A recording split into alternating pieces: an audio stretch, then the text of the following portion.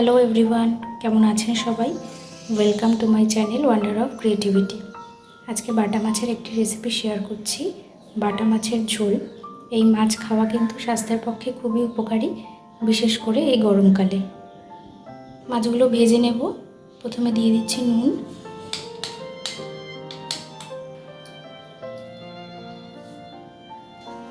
হলুদ আর অল্প শুকনো লঙ্কার গুঁড়ো দিয়ে মাছগুলোকে ভালো করে মাখিয়ে নিচ্ছি।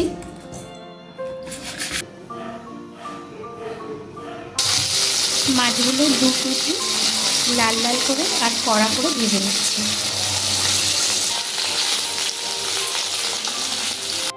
মাছ ভাজার তেলেই আরও কিছুটা তেল দিয়ে দিয়েছি। তেল গরম হলে ফোড়নের জন্য দিচ্ছি জিরে, দিয়ে দিচ্ছি আলু। আলুগুলো লম্বা করে কেটে নিয়েছি। আলুগুলো একটু লাল লাল করে ভেজে নেব। দিয়ে দিচ্ছি পেঁয়াজ কুচি। আলুর সাথে পেঁয়াজটা ভেজে নেব। আলু আমি ভেজে আলাদা করে আর তুলে রাখছি না, মশলার সাথে একবারে কষিয়ে নেব।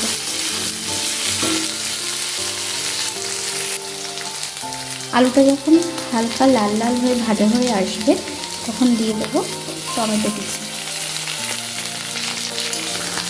টমেটোটাও আলু আর পেঁয়াজের সাথে ভেজে নেব। দিয়ে দিচ্ছি নুন,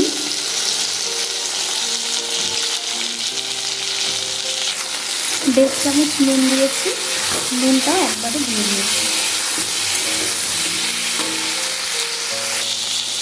দিয়ে দিচ্ছি হলুদ,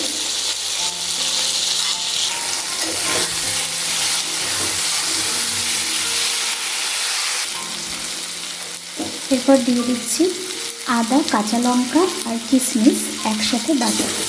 আমি এখানে কিশমিশ 4-5টা বেটে একসাথে দিয়েছি। আমি এটা ঝোলের থিকনেসের জন্য দিচ্ছি, এটা চাইলে আপনারা নাও দিতে পারেন।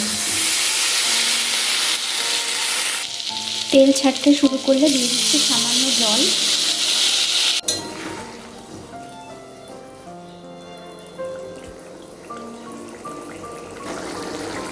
দিচ্ছি 1/2 চামচ জিরের গুঁড়ো, 1/2 চামচ ভাজা ধনের গুঁড়ো।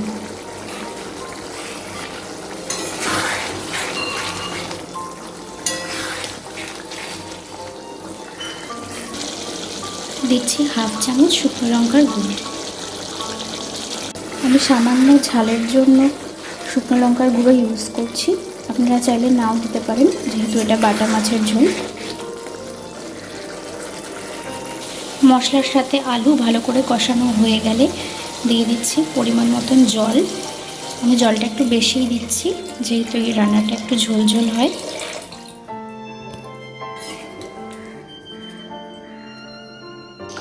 ঝোল ফুটে এলে দিচ্ছি সামান্য গুঁড়ো গরম মশলা।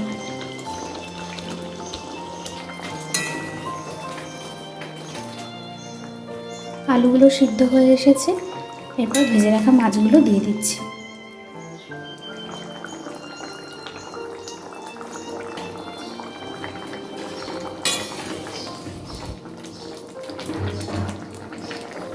মাছগুলো দিয়ে 1 মিনিট ফুটিয়ে নামিয়ে নিলেই রেডি বাটা মাছের ঝোল।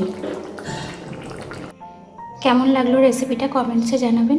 ভালো লাগলে একটা লাইক করে সবার সাথে শেয়ার করে দেবেন আর চ্যানেলটা সাবস্ক্রাইব করে দেবেন। সবাই ভালো থাকবেন, সুস্থ থাকবেন।